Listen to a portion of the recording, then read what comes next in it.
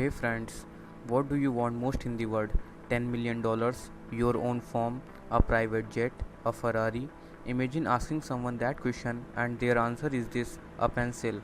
That's exactly what happened to Adam Braun as he was traveling through India when he asked a little boy this question. Humbled, he gave him one of his own pencils. Adam couldn't believe that something that meant so little to him could mean the world to someone else and decided that he would embrace the giving power he and many of his fellow Americans had. His for-purpose organization, as he calls it, Pencils of Promise, is one of the most notable charities in the world and has built over 300 schools across the globe, helping more than 35,000 children receive an education who were to get none before. The Promise of a Pencil tells his story and delivers practical advice on how you can follow your own dreams too, just like Adam did. Here are 3 lessons about building a life of success and significance.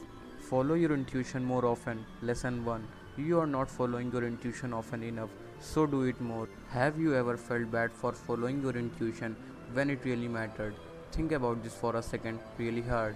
All those times when you had to decide whether to quit your job, if you should break up with someone, where to move to, which school to choose, the big decisions in life.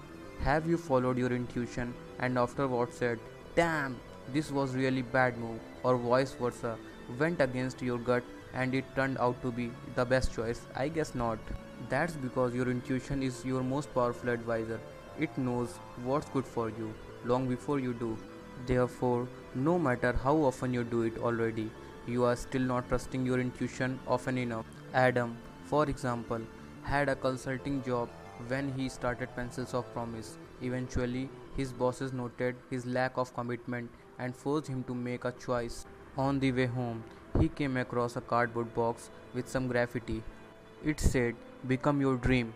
Knowing that the charity meant much more to him than any job, he took this sign as a confirmation of his intuition and quit the job. Note, intuition is different from cravings. I am not talking about giving into the urge to eat at KFC at every time you walk by one. This is about the important things in life. Lesson 2.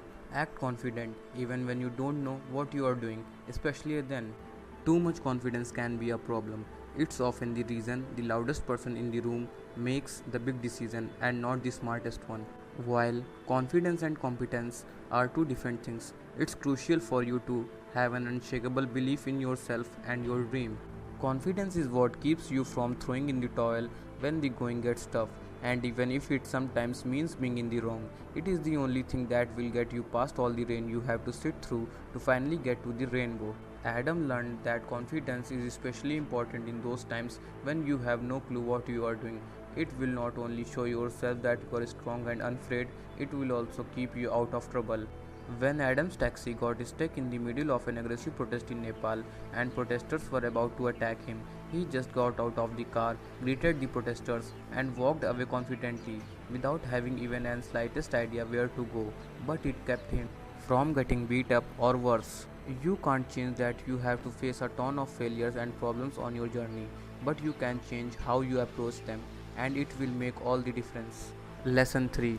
Quit trying to avoid mistakes and instead focus on learning from them. I love this one. It is so simple yet so deep. Self improvement comes from learning from your mistakes. Do. Way to be Captain Obvious, right? But if you think about this, it can change your entire attitude. We spend 99% of the time we work trying to get everything right and avoid making mistakes.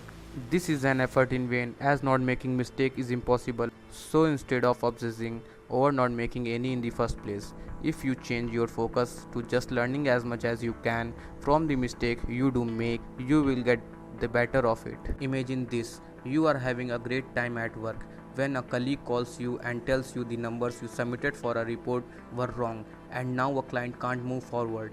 What if you instantly dove into the numbers, corrected them, sent them to the client, apologized for your mistake, and set a new reminder to have a colleague review your numbers anytime you submit a report? You had become a lot better at everything you do, insanely fast. So stop trying so hard to avoid mistake and just focus on learning as much from every single one you make. I would recommend this book a 25 years old who's done everything to please her family so far but has an itch to do her own thing for a while. The 49-year-old who just started at a new job and is worried about making mistakes, and anyone who's ever thought of starting a charity. This summary finishes here. Thanks.